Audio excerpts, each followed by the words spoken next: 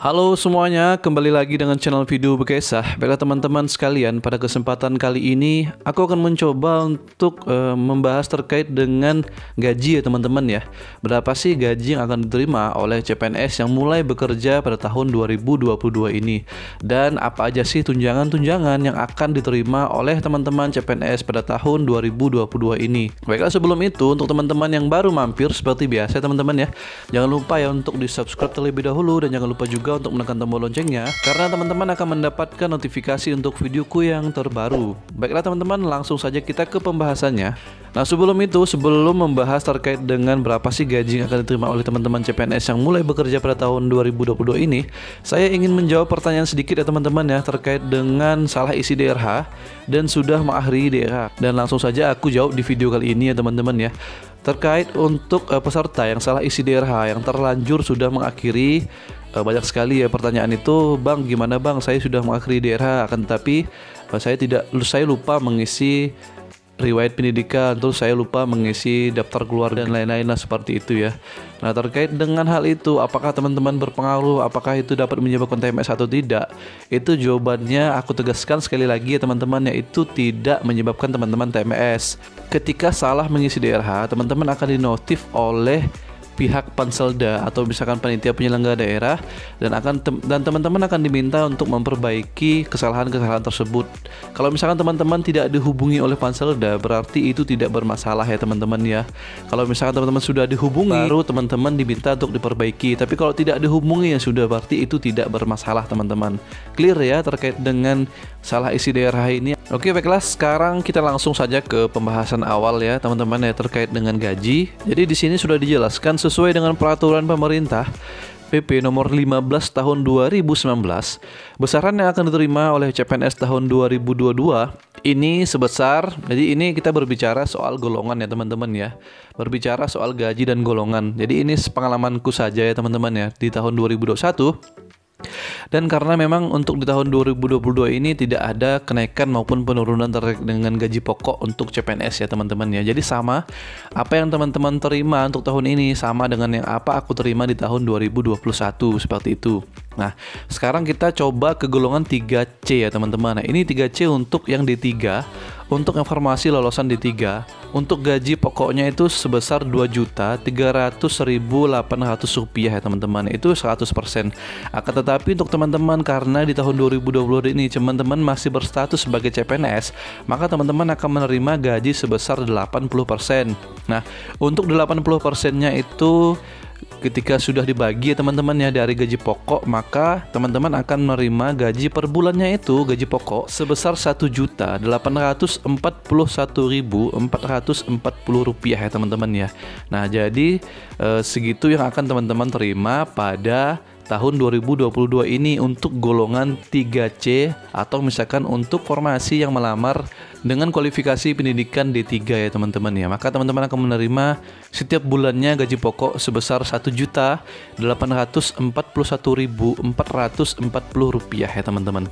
Nah sekarang kita ke golongan 3A. Nah 3A ini berarti untuk teman-teman yang melamar di formasi kualifikasi pendidikan sarjana teman-teman, atau S1 ya. Pengalaman aku pribadi ya teman-teman ya, karena memang aku itu formasinya sarjana, jadi ketika CPNS aku langsung mendapat golongan 3A teman-teman. Nah untuk 100%-nya itu golongan 3A akan menerima gaji pokok sebesar Rp2.579.400 ya teman-teman ya. Itu untuk 100%. Nah karena di tahun 2022 ini teman-teman sementara akan berstatus sebagai CPNS, maka teman-teman akan menerima gaji sebesar 80% ya teman-teman ya. Jadi bukan 100%. Nanti pas setelah teman-teman dinobatkan sebagai PNS atau dihilangkan C-nya, setelah itu baru teman-teman akan menerima gaji pokok sebesar 100%.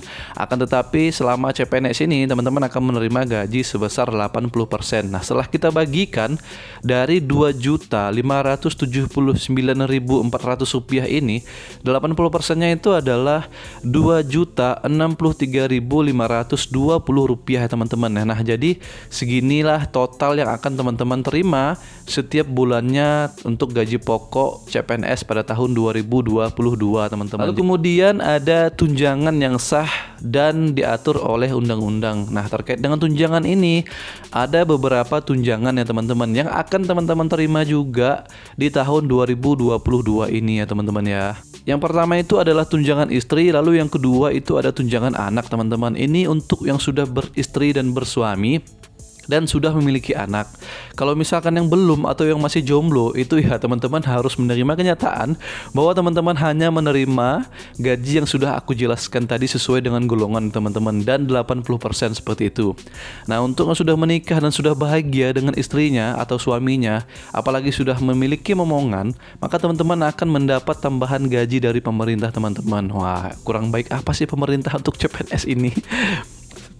Nah, berapa sih besarannya Bang untuk yang sudah menikah tunjangannya dan untuk yang sudah memiliki momongan seperti itu? Nah, tunjangan istri itu diberikan sebesar 5% dari gaji yang diterima per bulan ya teman-teman ya.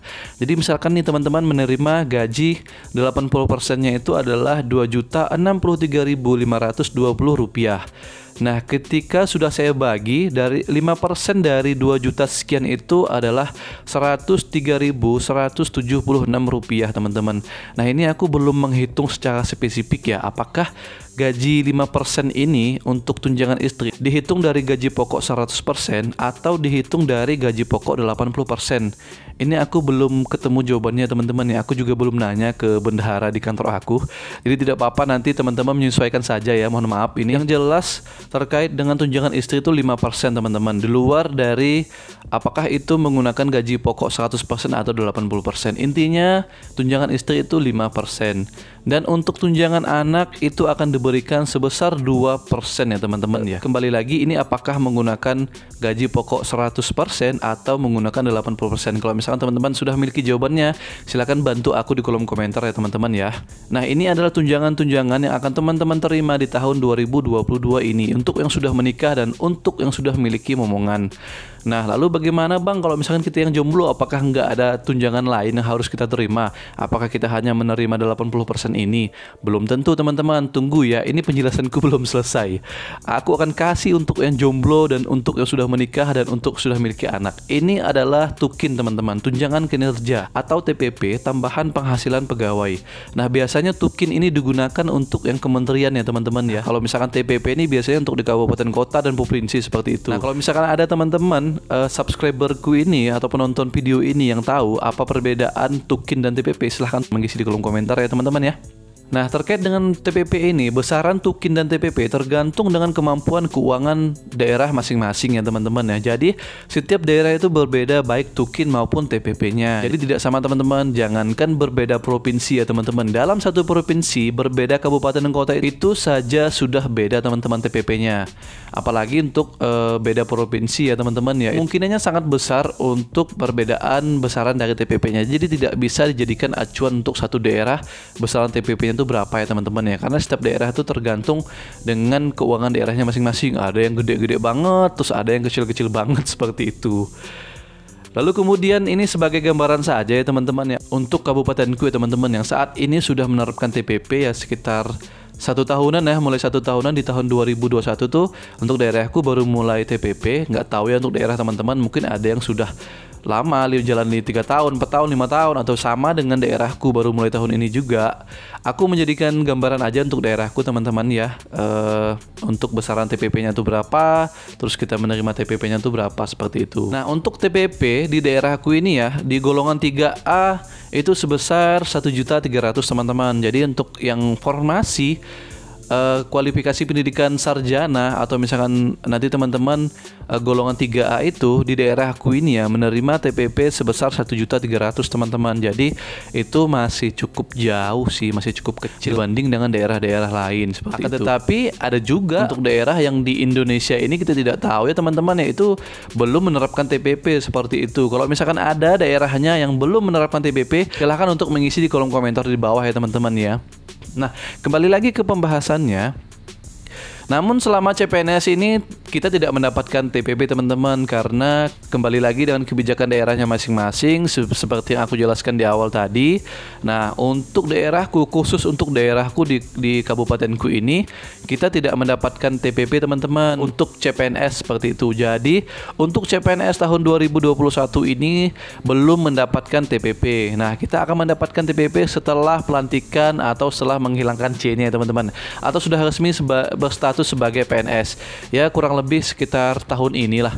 Kemungkinan bulan-bulan ini kita akan pelantikan PNS ya, mudah-mudahan teman-teman. Akan aku secepatnya agar bisa dilantik untuk menjadi PNS ya teman-teman, agar aku juga dapat menikmati TPP seperti itu.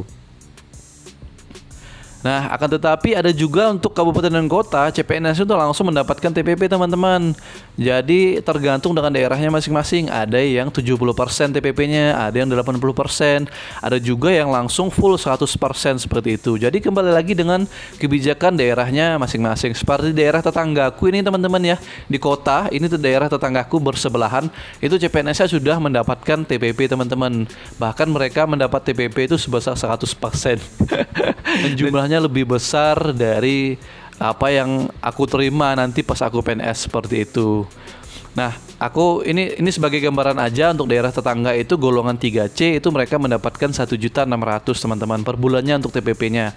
Apalagi untuk yang golongan 3A ya, mungkin bisa 2.200.000 atau bisa 2.100.000 seperti itu. Aku belum bertanya juga sih berapa sih besaran TPP yang diterima oleh daerah tetangga ini untuk golongan 3A seperti itu.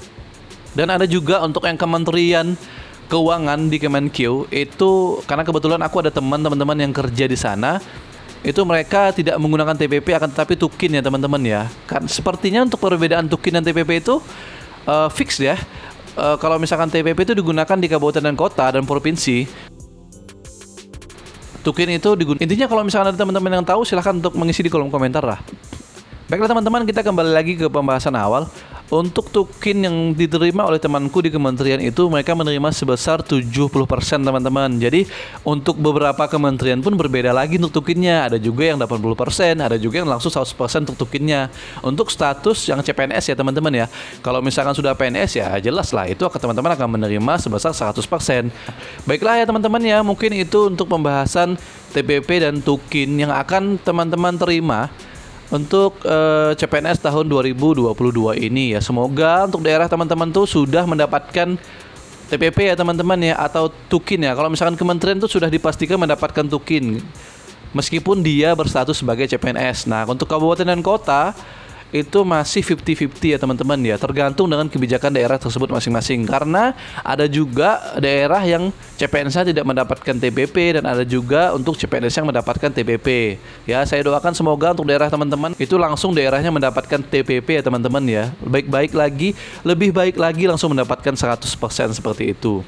Nah, mungkin itu teman-teman gaji atau tunjangan yang akan teman-teman terima di tahun 2022 ini. Kalau misalkan ditotalkan ya teman-teman ya, untuk yang golongan 3A ini ya, kalau misalkan aku pribadi ya, kalau misalkan daerahku tuh sudah mendapatkan TPP, ya menerima per bulan sekitar 4,5 juta lah seperti itu.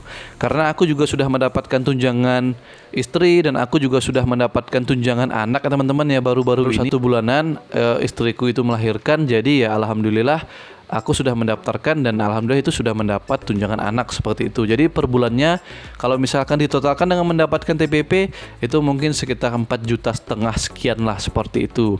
Nah, untuk daerah tetanggaku yang sudah mendapatkan TPP 100%, mereka mungkin bisa menerima 5,5 jutaan atau 5 juta lebih lah seperti itu teman-teman.